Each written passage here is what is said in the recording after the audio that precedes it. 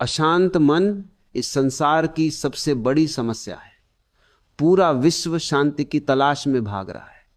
कोई हिमालय चला जाता है, कोई मंदिर में बैठता है, कोई मस्जिद में सिर झुकाता है, तो कोई चर्च की घंटियों में राहत ढूंढता है, लेकिन शांति कहीं नहीं मिलती। क्यों? क्योंकि शांति बाहर नहीं, तुम्हारे भीतर है। और जब तक तुम खुद को नहीं जानोगे तब तक तुम परम शांति को प्राप्त नहीं कर सकते। तुम बाहरी दुनिया के बारे में बहुत कुछ जानते हो, तुम पृथ्वी से लेकर चांद और सूरज तक के बारे में जानते हो, पर तुम अपने असली सच को नहीं जानते। क्योंकि अगर तुम अपने सच को जानते तो मन अशांत होने का प्रश्न ही नहीं उठता। तुम्हारा मन अशांत है क्योंकि तुमने एक झूठ को सच मान लिया है। सारी दुनिया इस झूठ में ही अपना जीवन जी रही है। तुम अपने बारे में जो सोचते हो वो तुम नहीं हो। तुम्हारा नाम किसी और ने रखा, तुम्हारा धर्म किसी और ने दिया, तुम्हारा व्यक्तित्व समाज ने बनाया, तुम्हारा सब कुछ तो दूसरों का दिया हुआ है। क्या तुमने कभी खुद से यह प्रश्न किया है कि जिसे तुम मैं कहते हो वो तुम्हारा है भी या नहीं?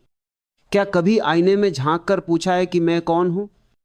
क्या मैं वास्तव में वो हूं जो इस दुनिया ने मुझे बनाया है, या फिर मैं परमात्मा की सर्वोत्तम रचना हूं? पर तुम्हें इस तरह के सवाल करने की आदत नहीं है।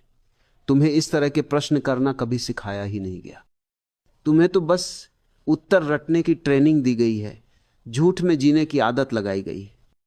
और झूठ में जियोगे तो शांति कैसे मिलेगी? शांति और सुकून झूठ के स्वभाव है ही नहीं। शांति तो केवल सच के साथ होती है। शांति कोई उपलब्धि नहीं है, ये तो यही है, अभी इसी क्षण।